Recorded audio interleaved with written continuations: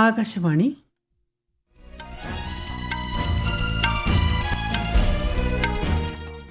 നമസ്കാരം. വാർത്തകൾ വായിക്കുന്നത് ലിൻസ സിറാജ്.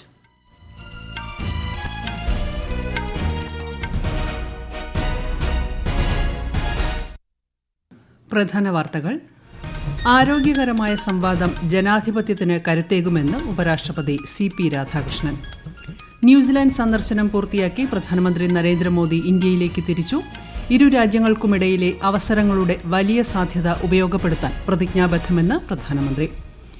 വിയറ്റ്നാമിൽ ഇന്ത്യൻ വിനോദസഞ്ചാരികൾ യാത്ര ചെയ്ത ബോട്ട് മറിഞ്ഞ് 2 മലയാളികൾ ഉൾപ്പെടെ 15 പേർ മരിച്ചു. മൃതദേഹങ്ങൾ എത്രയും വേഗം നാട്ടിലെത്തിക്കാൻ നടപടി സ്വീകരിക്കുമെന്ന് ഇന്ത്യൻ എംബസി. വയനാട് കള്ളാടിയിലെ മണ്ണിടിച്ചിൽ സംബന്ധിച്ച് സമഗ്ര അന്വേഷണത്തിന് 5 അംഗ വിദഗ്ധ സമിതിയെ നിയോഗിച്ച് കേരള സർക്കാർ. കേരളത്തിൽ ശക്തമായ മഴയ്ക്കും കാറ്റിനും സാധ്യത. കർണാടക തീരത്ത് ഇന്ന് മത്സ്യബന്ധനത്തിന് വിലക്ക്. ലോകകപ്പ് ഫുട്ബോൾ ക്വാർട്ടർ ഫൈനലിൽ നാളെ പുലർച്ചെ നോർവേ ഇംഗ്ലണ്ടിനെയും അർജന്റീന സ്വിറ്റ്സർലൻഡിനെയും നേരിടും. വാർത്തകൾ വിശദമായി. ആരോഗ്യകരമായ സംവാദം ജനാധിപത്യത്തിന് കരുത്തേകുമെന്ന് ഉപരാഷ്ട്രപതി CP രാധാകൃഷ്ണൻ. ജനാധിപത്യത്തിൽ അഭിപ്രായ വ്യത്യാസങ്ങൾ സ്വാഭാവികമാണെന്നും എന്നാൽ ഭരണഘടനയോടും പൊതുജനക്ഷേമത്തോടുമുള്ള പ്രതിജ്ഞാബദ്ധതയ്ക്കാണ് മുൻതൂക്കം നൽകേണ്ടതെന്നും അദ്ദേഹം പറഞ്ഞു. 18ാമത് ബീഹാർ നിയമസഭയിലെ അംഗങ്ങൾക്കായുള്ള ദ്വിദിന പരിശീലന പരിപാടി ഗയയിൽ ഉദ്ഘാടനം ചെയ്യുകയായിരുന്നു ഉപരാഷ്ട്രപതി. നിയമനിർമ്മാണ പ്രവർത്തനങ്ങൾ കാര്യക്ഷമവും സുതാര്യവുമാക്കുന്നതിന് നിർമ്മിത ബുദ്ധി പോലുള്ള സാങ്കേതിക വിദ്യകൾ കൂടുതൽ പ്രയോജനപ്പെടുത്തണമെന്നും അദ്ദേഹം പറഞ്ഞു. Healthy debate strengthens the democracy. Constructive cooperation advances the state and the nation. In a democracy, we may agree to disagree. But we all should remember one thing. We all should agree towards one thing. Our commitment to the people and our commitment to our constitution. ന്യൂസിലൻഡിലെ 2 ദിവസത്തെ സന്ദർശനം പൂർത്തിയാക്കി പ്രധാനമന്ത്രി നരേന്ദ്രമോദി ഇന്ത്യയിലേക്ക് തിരിച്ചു.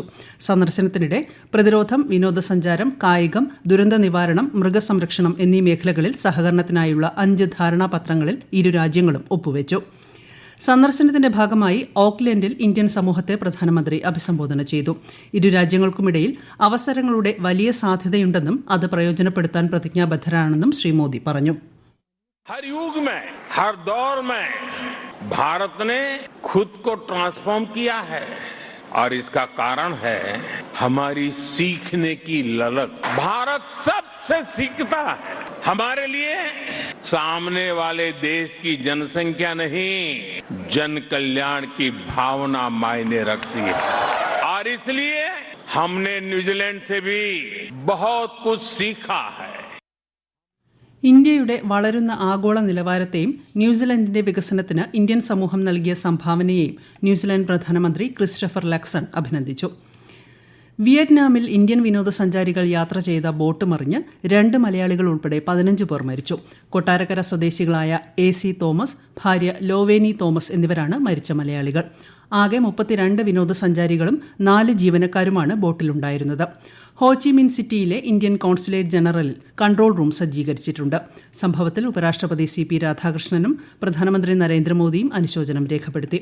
മൃതദേഹങ്ങൾ എത്രയും വേഗം നാട്ടിലെത്തിക്കുന്നതിന് ആവശ്യമായ നടപടികൾ സ്വീകരിക്കണമെന്നാവശ്യപ്പെട്ട് കൊടിക്കുന്നിൽ സുരേഷ് MP വിയറ്റ്നാമിലെ ഇന്ത്യൻ അംബാസിഡറുമായി സംസാരിച്ചു. സത്വര നടപടി സ്വീകരിക്കുമെന്ന് അംബാസിഡർ അറിയിച്ചു. മഹാരാഷ്ട്രയിലെ നാഗ്പൂരിൽ 3ാമത് ബ്രിക്സ് ഗതാഗത മന്ത്രിമാരുടെ യോഗത്തിന് തുടക്കമായി. കേന്ദ്രമന്ത്രി നിതിൻ ഗഡ്കരി അധ്യക്ഷത വഹിച്ചു. ബദൽ ജൈവ ഇന്ധനങ്ങളുടെയും മലിനീകരണരഹിത സാങ്കേതിക വിദ്യകളുടെയും സഹായത്തോടെ റോഡ്, റെയിൽ, വ്യോമയാന, ജലപാത ഗതാഗതത്തിൽ കാർബൺ ന്യൂട്രൽ സാധ്യമാക്കാനുള്ള ശ്രമങ്ങളെക്കുറിച്ച് പ്രതിനിധികൾ ചർച്ച ചെയ്തതായി ശ്രീ ഗഡ്കരി പറഞ്ഞു. ലോക്നായക് ജയപ്രകാശ് നാരായണൻ രാജ്യത്തിനു ശ്രദ്ധേയ സംഭാവനകൾ നൽകിയ മഹാനായ സ്വാതന്ത്ര്യ സമര സേനാനിയും ചിന്തകനും ദേശീയ നേതാവുമായിരുന്നെന്ന് കേന്ദ്ര ആഭ്യന്തരമന്ത്രി അമിത്ഷാ. ന്യൂഡൽഹിയിൽ ജയപ്രകാശ് നാരായൺ പബ്ലിക് ലൈബ്രറി ഉദ്ഘാടനം ചെയ്യുകയായിരുന്നു അദ്ദേഹം. വ്യക്തിത്വം രൂപപ്പെടുത്തുന്നതിൽ ഗ്രന്ഥശാലകൾ പ്രധാന പങ്ക് വഹിക്കുന്നതായും രാജ്യത്തെയും ജനങ്ങളെയും മനസ്സിലാക്കാൻ വായന അനിവാര്യമാണെന്നും കേന്ദ്രമന്ത്രി പറഞ്ഞു.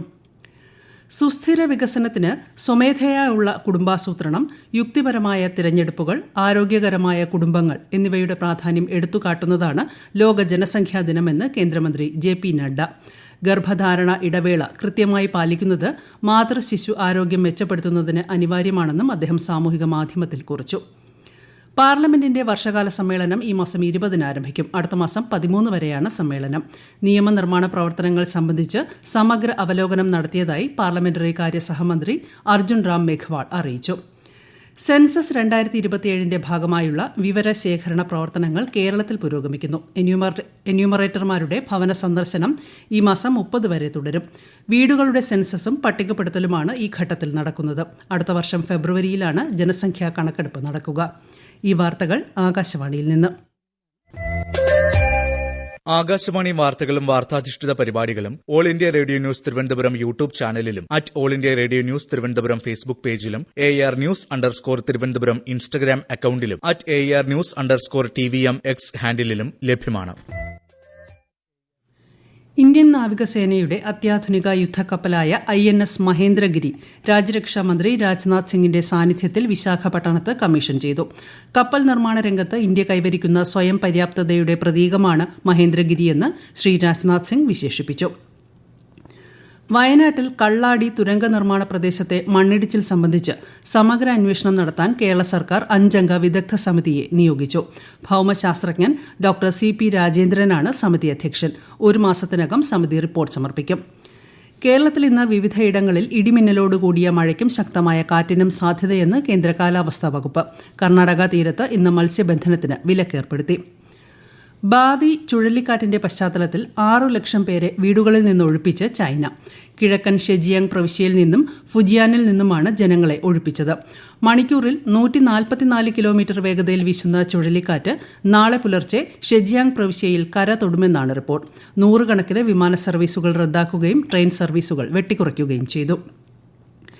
ലോകകപ്പ് ഫുട്ബോൾ ക്വാർട്ടർ ഫൈനലിൽ നോർവേ ഇംഗ്ലണ്ടിനെയും അർജന്റീന സ്വിറ്റ്സർലൻഡിനെയും നേരിടും. ഇന്ത്യൻ സമയം പുലർച്ചെ 2:30-നാണ് നോർവേ ഇംഗ്ലണ്ട് പോരാട്ടം. നാളെ രാവിലെ 6:30-നാണ് അർജന്റീന സ്വിറ്റ്സർലൻഡ് മത്സരം. വിജയികൾ സെമി ഫൈനലിൽ ഏറ്റുമുട്ടും. സ്പെയിനും ഫ്രാൻസും ഇതിനകം സെമി ഫൈനലിൽ പ്രവേശിച്ചു. വിശദാംശങ്ങളുമായി ആകാശവാണി പ്രതിനിധി സുരേഷ് ബാബു. സമ്മർദ്ദങ്ങളുടെ ഭാരവുമായി എത്തുന്ന ലോക ചാമ്പ്യന്മാരായ അർജന്റീനയും ഒന്നും നഷ്ടപ്പെടാനില്ലാതെ പോരാട്ട സജ്ജരായ സ്വിറ്റ്സർലൻഡും നേർക്കുനേർ വരുമ്പോൾ കടലാസിലെ കണക്കുകൾ അപ്രസക്തമാകും. യഥാർത്ഥത്തിൽ മെസ്സി എന്ന സൂപ്പർ താരവും സ്വിസ് പടയുടെ ടീം വർക്കും തമ്മിലാണ് 4-ാം ക്വാർട്ടർ മത്സരം. ഇതിഹാസതാരം മെസ്സിയെ കേന്ദ്രീകരിച്ചുള്ള മുന്നേറ്റങ്ങളിലാണ് നിലവിലെ ചാമ്പ്യന്മാർക്ക് പ്രതീക്ഷയെങ്കിൽ അവസരത്തിനൊത്തുയിരുന്ന മൻസാമ്പി, എംബോള, വർഗാസ്, ക്യാപ്റ്റൻ ഷാക്ക തുടങ്ങിയ ഒരുപിടി താരങ്ങളാണ് സ്വിറ്റ്സർലൻഡിന്റെ തുരുപ്പുചീട്ട്. പ്രതിരോധത്തിലെ കരുത്തും വേഗമേറിയ കൗണ്ടർ ആക്രമണങ്ങളുമാണ് സ്വിറ്റ്സർലൻഡിന്റെ പ്രധാന ആയുധങ്ങൾ. ഇന്ന് രാത്രി നടക്കുന്ന 3-ാം ക്വാർട്ടറിൽ ഇംഗ്ലണ്ട് നോർവേ പോരാട്ടവും ഒപ്പത്തിനൊപ്പമുള്ള ശക്തികളുടെ ബലപരീക്ഷണമാണ്. ലോകോത്തര സ്ട്രൈക്കർമാരായ ഹാരി കെയ്നും എർലിംഗ് ഹാലണ്ടും നേർക്കുനേർ വരുന്ന പോരാട്ടമായതുകൊണ്ട് തന്നെ ആവേശം അലകടലായി വരും. വിംബിൾഡൺ ടെന്നീസ് വനിതാ സിംഗിൾസ് ഫൈനലിൽ ഇന്ന് ചെക്കിയ താരങ്ങളായ കരോലിന മുഹോവയും ലിൻഡ നൊസ്കോവയും ഏറ്റുമുട്ടും. രാത്രി 8:30-നാണ് മത്സരം. ഇന്ത്യ ഇംഗ്ലണ്ട് വനിതാ ക്രിക്കറ്റ് ടെസ്റ്റിന്റെ 2-ാം ദിനം ഒടുവിൽ വിവരം ലഭിക്കുമ്പോൾ ഇംഗ്ലണ്ട് 9 വിക്കറ്റിന് 170 റൺസ് എന്ന നിലയിൽ. ആദ്യം ബാറ്റ് ചെയ്ത ഇന്ത്യ 285 റൺസിന് പുറത്തായിരുന്നു. ലോർഡ്സിലാണ് മത്സരം. സ്പെയിനിലെ മാഡ്രിഡിൽ നടക്കുന്ന അമ്പെയ്ത്ത് ലോകകപ്പിൽ 4-ാം ഘട്ട മത്സരത്തിൽ ഇന്ത്യൻ വനിതാ ടീമിന് വെള്ളി.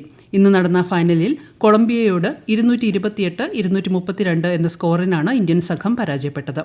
ടൂർണമെന്റിൽ ഇന്ത്യയുടെ ആദ്യ മെഡലാണിത്. ഇംഗ്ലണ്ട് ഇന്ത്യ പുരുഷ T20 പരമ്പരയിലെ 5-ാം മത്സരം സതാംപ്ടണിൽ പുരോഗമിക്കുന്നു. ടോസ് നേടിയ ഇന്ത്യ ബൌളിംഗ് തിരഞ്ഞെടുത്തു.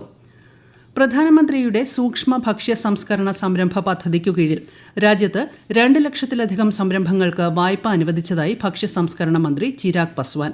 പദ്ധതിയുടെ ആകെ ഗുണഭോക്താക്കളിൽ 44% വനിതാ സംരംഭകരാണെന്ന് മന്ത്രി വ്യക്തമാക്കി.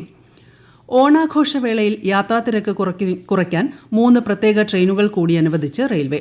തിരുവനന്തപുരം നോർത്ത് മംഗളൂരു, ചെന്നൈ കൊല്ലം, ബംഗളൂരു എറണാകുളം ട്രെയിനുകളാണ് അനുവദിച്ചത്. ടിക്കറ്റ് ബുക്കിംഗ് ആരംഭിച്ചു. പ്രധാന വാർത്തകൾ വീണ്ടും. ആരോഗ്യകരമായ സംവാദം ജനാധിപത്യത്തിന് കരുത്തേകുമെന്ന് ഉപരാഷ്ട്രപതി CP രാധാകൃഷ്ണൻ. ന്യൂസിലാൻഡ് സന്ദർശനം പൂർത്തിയാക്കി പ്രധാനമന്ത്രി നരേന്ദ്രമോദി ഇന്ത്യയിലേക്ക് തിരിച്ചു. ഇരു രാജ്യങ്ങൾക്കുമിടയിലെ അവസരങ്ങളുടെ വലിയ സാധ്യത ഉപയോഗപ്പെടുത്താൻ പ്രതിജ്ഞാബദ്ധമെന്ന് പ്രധാനമന്ത്രി. വിയറ്റ്നാമിൽ ഇന്ത്യൻ വിനോദസഞ്ചാരികൾ യാത്ര ചെയ്ത ബോട്ട് മറിഞ്ഞ് 2 മലയാളികൾ ഉൾപ്പെടെ 15 പേർ മരിച്ചു. മൃതദേഹങ്ങൾ എത്രയും വേഗം നാട്ടിലെത്തിക്കാൻ നടപടി സ്വീകരിക്കുമെന്ന് ഇന്ത്യൻ എംബസി. വയനാട് കള്ളാടിയിലെ മണ്ണിടിച്ചിൽ സംബന്ധിച്ച് സമഗ്ര അന്വേഷണത്തിന് 5-അംഗ വിദഗ്ധ സമിതിയെ നിയോഗിച്ച് കേരള സർക്കാർ.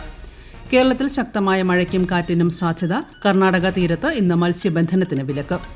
ലോകകപ്പ് ഫുട്ബോൾ ക്വാർട്ടർ ഫൈനലിൽ നാളെ പുലർച്ചെ നോർവേ ഇംഗ്ലണ്ടിനെയും അർജന്റീന സ്വിറ്റ്സർലൻഡിനെയും നേരിടും.